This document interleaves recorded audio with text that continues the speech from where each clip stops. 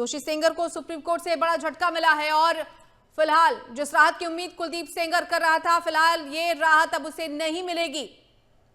तो इस वक्त ये बड़ी खबर, उन्नाव रेप केस में सुप्रीम कोर्ट का ये बड़ा फैसला सामने आया है। संवाददाता प्रोक्ष हमारे साथ जुड़ गए हैं। प्रोक्ष, कुलदीप सेंगर को बड़ा झटका, दिल्ली हाईकोर्ट के फैसले पर रोक लगाई है सुप्रीम कोर्ट ने, क्या कुछ कहा है, अपने पूरे फैसले में क्या क्या टिप्पणियां की हैं, विस्तार से बताएं।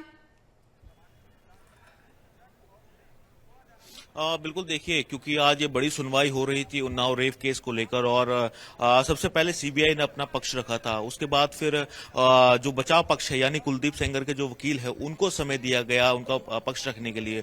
उस दौरान सबसे पहली बात ये कि स्टे पर क्यों ना बात की जाए, इस पर सुप्रीम कोर्ट का सबसे पहली टिप्पणी आई थी कि स्टे पर बात कीजिए। उसके बाद दोनों ही वकीलों की तरफ से, बचाव पक्ष के दोनों ही वकीलों की तरफ से 2 हफ्ते का समय मांगा गया था कि 2 हफ्ते का समय दिया जाए उनको जवाब दाखिल करने के लिए। इसके बाद सुप्रीम कोर्ट ने उनको 2 हफ्ते का जवाब दाखिल करने के लिए समय दिया है। उसके बाद 1 हफ्ता दिया है सीबीआई को। तो सीबीआई उसके बाद जो है अपना जवाब दाखिल करेगी, यानी कि 3 हफ्ते हो गए हैं। जब 3 हफ्ते बाद माना जा रहा है कि सुप्रीम कोर्ट की अगली सुनवाई होगी और उसके अलावा जो हाई कोर्ट की तरफ से जमानत दी गई थी उस पर फिलहाल जो रोक है वो लगा दी गई है। लेकिन अभी तक कुलदीप सेंगर जो है वैसे भी जमानत पर बाहर नहीं आने वाले थे रेनू, क्योंकि पहले से ही एक मामले के अंदर जो सजा है वो हो रखी है, इसलिए उस पर जमानत नहीं मिली थी।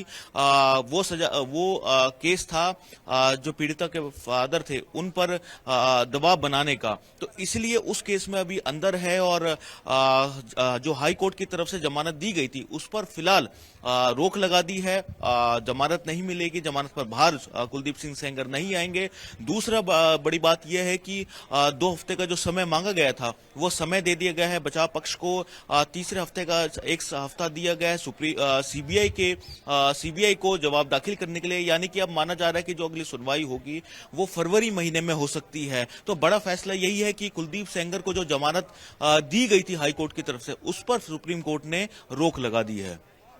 निश्चित तौर पर, और ये कितना बड़ा फैसला है प्रोक्ष, क्योंकि देखिए सीबीआई ने अपनी दलील में ये कहा कि ये मामला एक नजीर है, एक लोक सेवक का है, और जिस तरह से पीड़िता की उम्र थी वो 16 साल से भी कम की थी, और इस तरह के मामलों में अगर दोषी को राहत दी जाएगी तो इसका पूरा गलत संदेश, पूरा गलत मैसेज जाएगा, और शायद इस तरह की दलीलें रही जिसने सुप्रीम कोर्ट को कहीं ना कहीं प्रभावित किया।